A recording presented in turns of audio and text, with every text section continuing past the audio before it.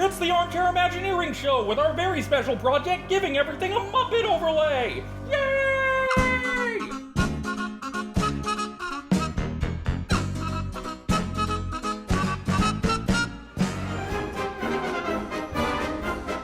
As you may recall, in the first episode of the show, I pitched an Electric Mayhem overlay for Rock and Roller Coaster. Since then, an Electric Mayhem series has been announced, and the Muppets mashed up with another beloved Disney ride. So I think we're well past due for me to discuss my other Muppet overlay ideas. Some of these ideas are full overlays, but a lot of these rides are either untouchable classics or really hard to work a narrative into, so some of these are just adding Muppet cameos to these rides. And believe you me, every single ride could easily have Muppets in it, but for the purposes of this video, I'll just limit this to rides that currently exist in the United States and aren't already themed to pre-existing Disney characters.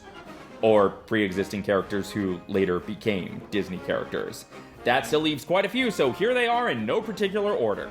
The Main Street Vehicles. Okay, so first off, blanket pitch. Any ride that serves as actual transportation, that actually moves passengers from one place to another, could be given a new coat of paint and called the Rainbow Connection.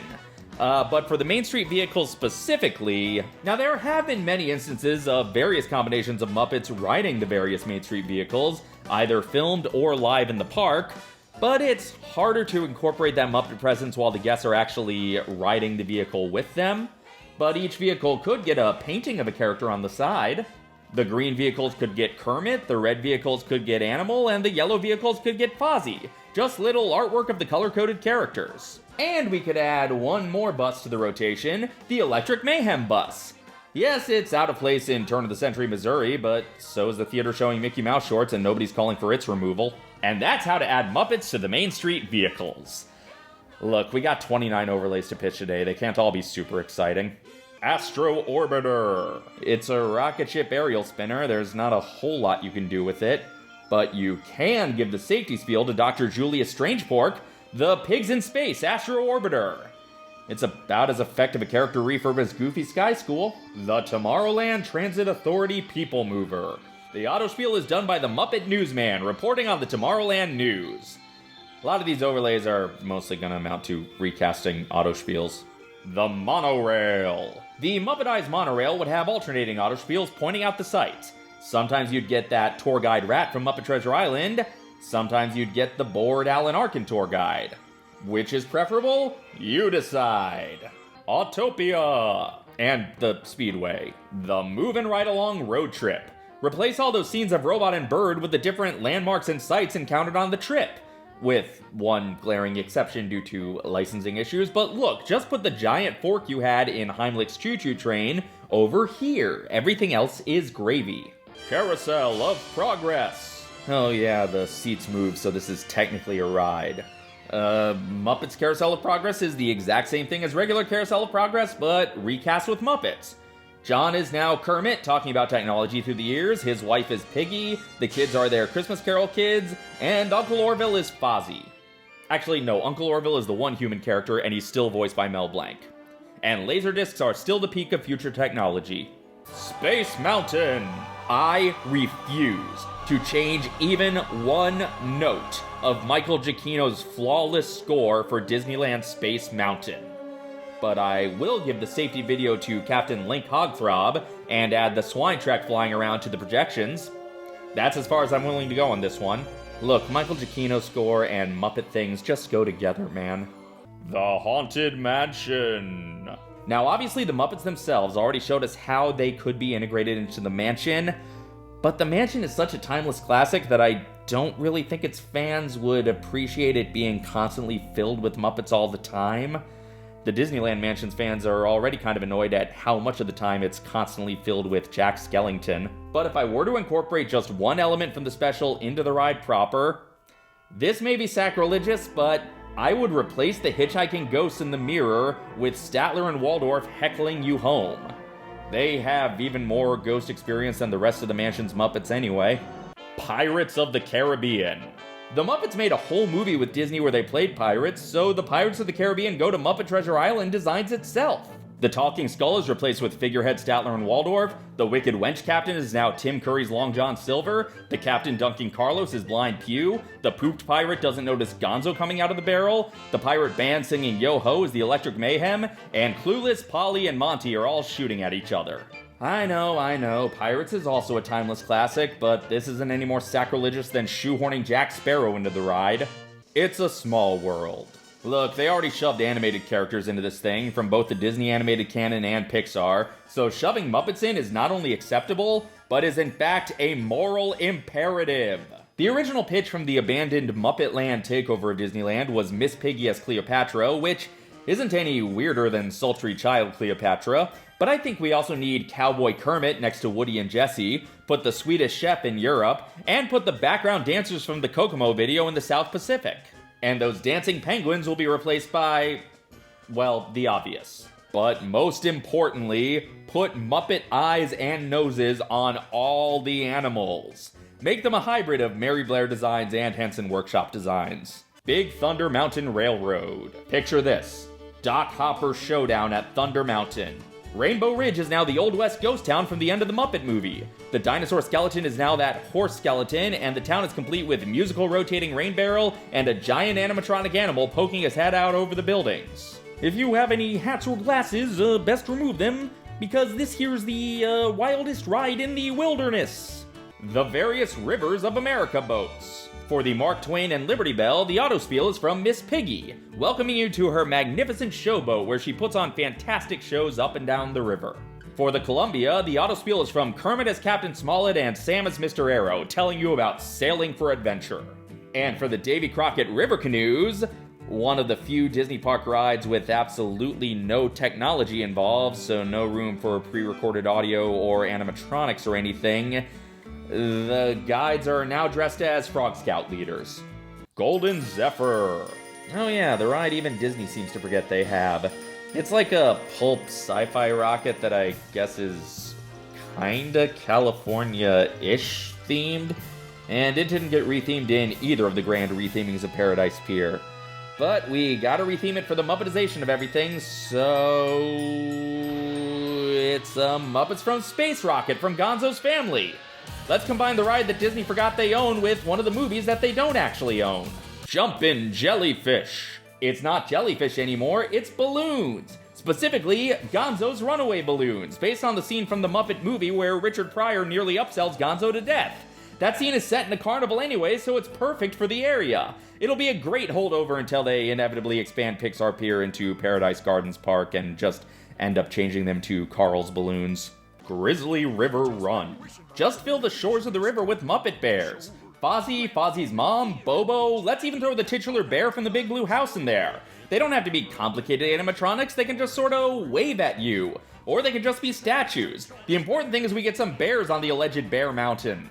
Kali River Rapids. So this ride has that deforestation subplot, which seems perfect for Tex Richmond's minions to be involved in.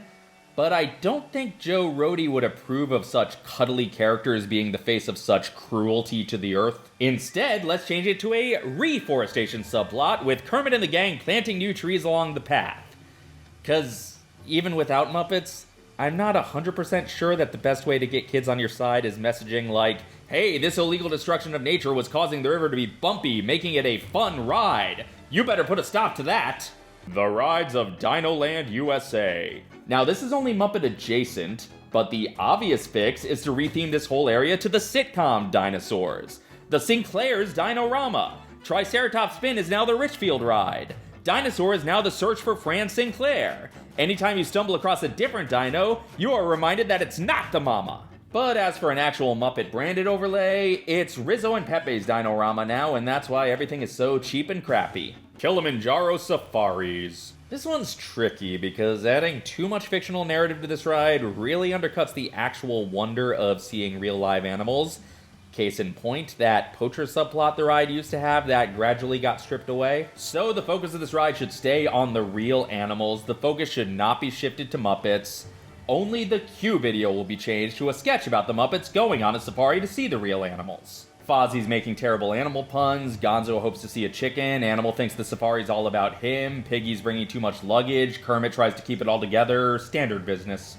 The Jungle Cruise. I know you just reskinned the animatronics of the pole, but reskin them again as the Muppets being chased up the side of the museum by the dogs. This is basically the same scene as in the ride, it's just a completely different setting, and Muppets climbing is always funny. Almost as funny as Muppets being yeeted. Expedition Everest. Well, since that Yeti is never gonna move again, let's just replace his face with Animal, the titular animal of Animal Kingdom. In the shadow bit, we see Animal tearing up the track with his drumsticks. There. Next, the Matterhorn bobsleds. In the Muppet Land takeover that never happened, the Matterhorn would have been painted Kermit green. I think that's actually the dumbest idea from that particular proposal. The idea was supposed to be that you could see the Muppets' influence on the park even from the 5, but it honestly would just look like some misguided St. Patrick's Day thing, and it doesn't really fit in with anything story. Like, on the ride story, it doesn't make sense that the snow is green, and even in the Muppets taking over the park story, just because Kermit's going somewhere doesn't mean he demands everything be painted green. If anything, he wants to spare everyone else from how uneasy it is to be green. We can do better. You know those shiny new Abominable Snowman animatronics? Well, relatively new anyway. They're all Sweetums now, yelling about how he wants to come with you. The Tower of Terror. Yes, it is based on an existing IP, but I specifically said anything not based on a Disney character.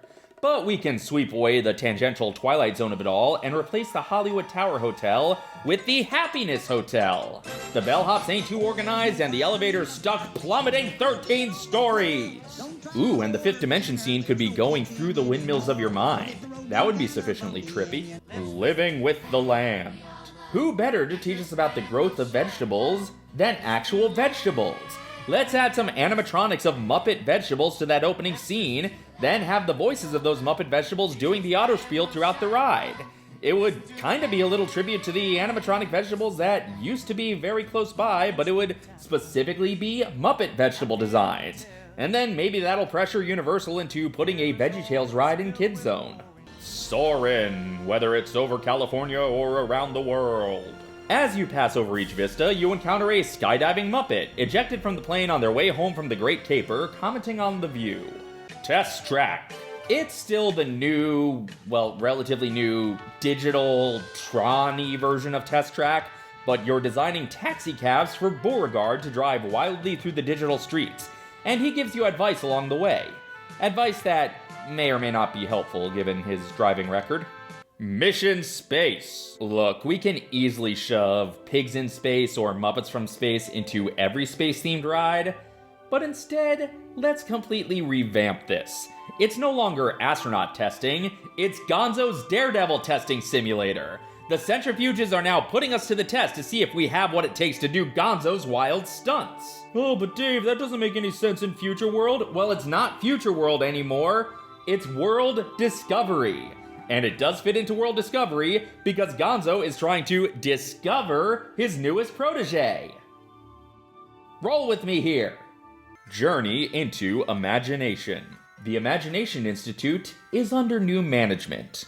We'll keep the portraits of Dr. Zelinsky and Dr. Brainerd up as tributes to Rick Moranis and the late great Robin Williams, but goodbye Dr. Nigel Channing. The new doctor in charge around here is Dr. Bunsen Honeydew. And he creates Figment in a very similar manner to how he created Waldo. You already have Dave Goelz in the ride as Figment, just give him an extra role. Figment shows Bunsen how to be more imaginative, and Beaker keeps getting hurt in the process. It'll definitely be funnier than the current version, sorry Eric Idle. Spaceship Earth. So there's that alleged reefer maybe coming someday about the spirit of storytelling or whatever, but until then, this is still about communication. So let's just keep the existing scenes, but replace the characters with Muppets. The cavemen are now the boars from Muppet Treasure Island, the Phoenicians are the penguins, don't forget to thank them, the Greeks are redone in the style of the bus in Christmas Carol, the Romans are from that Fool of the Roman Empire sketch from Muppets Go to the Movies, we got Muppets replacing Renaissance artists, it's Fozzie at the telegram, Pops on the phone, Newsman at the radio mic, the Newsy is Robin, and the stylish computer lady is still there, but she's accompanied by Digit. The Disneyland and Walt Disney World Railroads. I don't know if this is too deep a cut, but this is what I want. The Main Street station is now refurbed in the style of the train station from the Loretta Lynn episode of The Muppet Show. Every corner would have statues of the characters trying desperately to put on the show despite all the difficulties. There's a statue of Kermit and Gonzo on the handcar on the second track. And an animatronic Statler and Waldorf are sitting on the side of the platform, occasionally heckling the crowd. And in case that's not enough, in Disneyland we can also throw a Sinclair or two into Primeval World. Okay, I think that's everything. Did I forget any rides? Or do you have any better ideas for Muppet overlays of any of the rides I mentioned? Let's discuss this all in the comments, and until next time, this is Dave, signing off.